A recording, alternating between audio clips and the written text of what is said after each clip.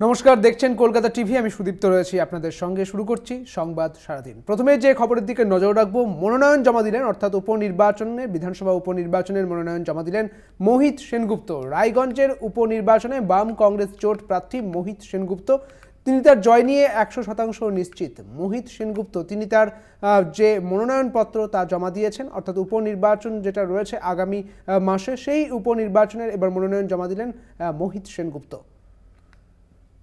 আপনাদের জানিয়ে রাখি, মোহিত সেনগুপ্ত তিনি উপনির্বাচনের এই মনোনয়ন জমা দিলেন। এর আগে প্রথম নাম ঘোষণা করেছিল তৃণমূল কংগ্রেস রায়গঞ্জের প্রার্থীর, এবং তারপরেই যেটা জানা যাচ্ছে যে আজ মনোনয়নের দিন মনোনয়ন জমা দিলেন মোহিত সেনগুপ্ত।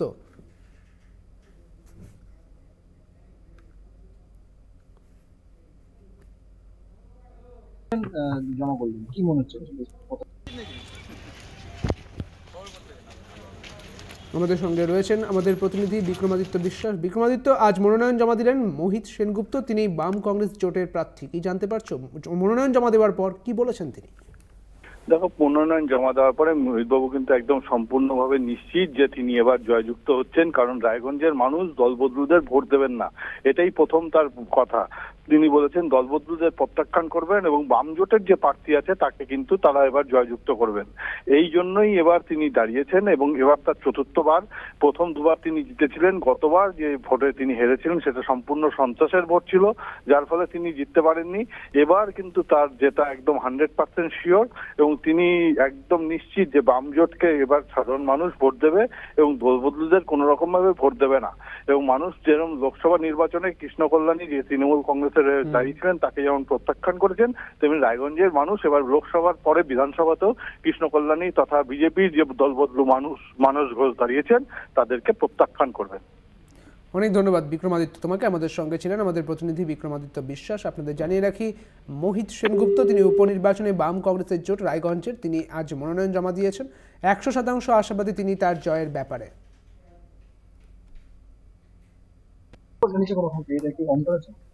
আজকে নমিনেশন জমা করলেন, কি মনে হচ্ছে? কতখানি 100%? কি বলবেন, লড়াইটা কেমন হবে? আমার জোরদার লড়াই প্রস্তুত আছে। আমরা একদিকে সাম্প্রদায়িক বিজেপি আর দুর্নীতিগ্রস্ত তৃণমূল বিরুদ্ধে লড়াই আমাদের মূল কর্ম। আমাদের উন্নয়ন, আমাদের রায়গঞ্জে যে উন্নয়ন হয়েছে, কংগ্রেসই উন্নয়ন করেছে, কংগ্রেস আমলে উন্নয়ন হয়েছে, বামফ্রন্ট আমলে উন্নয়ন হয়েছে, কিন্তু তৃণমূল কংগ্রেস কোনো উন্নয়ন করতে পারেনি। উপরন্তু আমাদের এইমসটা নিয়ে চলে গেছে কিন্তু। এর চেয়ে দুঃখের কি আছে? এরপরে মানুষ তৃণমূলকে ভোট দেয় কেন?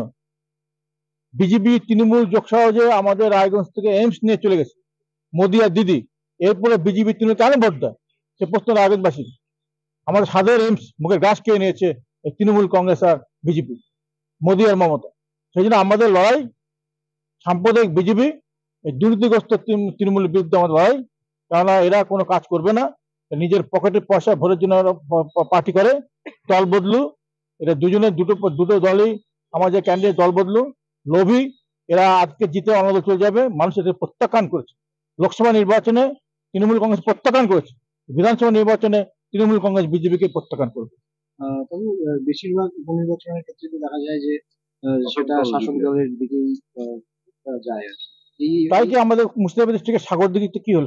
শাসক দল গেল, সাগরদিঘিতে শাসক যায়নি, ও বাম কংগ্রেস জোটে প্রার্থী দিচ্ছিল।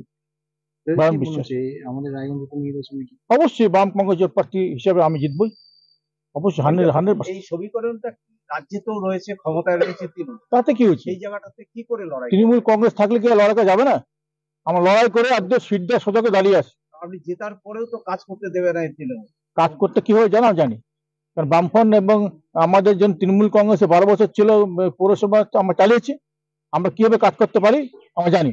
সেটা আমার বাম কংগ্রেস জোট কাজ করতে পারে, মানুষের কাজ করতে পারে এবং এলাকায় উন্নয়ন করতে পারে, প্রমাণিত পরীক্ষিত। আর তৃণমূল কংগ্রেস আজকে বোর্ডটা পঞ্চায়েত মিউনিসিপ্যালিটি বোর্ড আজকে শহরে ভাগায় পরিণত করেছে তৃণমূল কংগ্রেস। এরপরে বলতে হবে তারা কাজ করে, কাজ করে না। এখন কি মনে হচ্ছে এই আগত নির্বাচনে কি ভোট সন্ত্রাসের আশঙ্কা করছে? তৃণমূল কংগ্রেস মানেই সন্ত্রাস দল, সন্ত্রাসের গর্ভে জন্ম হয়েছে এরা। কোনো নির্বাচন সন্ত্রাস ছাড়া করে না। আজকে আপনারা দেখেছেন পশ্চিমবঙ্গের নির্বাচনগুলো হলো, আমরা মিলিটারি সেন্টার ফোর্স বলি, সেন্টার ফোর্স থাকা সত্ত্বেও ইভিএম বেশি পুকুর ফেলে দেওয়া হয়, বোম্বিং হয়, গুলি হয় পাড়ায় পাড়ায়। তো সন্ত্রাস, রক্ত ঝরবে না, পশ্চিমবাংলার কোনো নির্বাচনের ইতিহাস আছে? পশ্চিমবাংলায় নিয়ে 12 বছরের ইতিহাস নাই যে তৃণমূল কংগ্রেস আমলে কোনো নির্বাচনে রক্ত ঝরবে না, এটা দেখাতে পারবেন না। আমরা আশা করছি হবে, মানুষ মোকাবেলা করবে।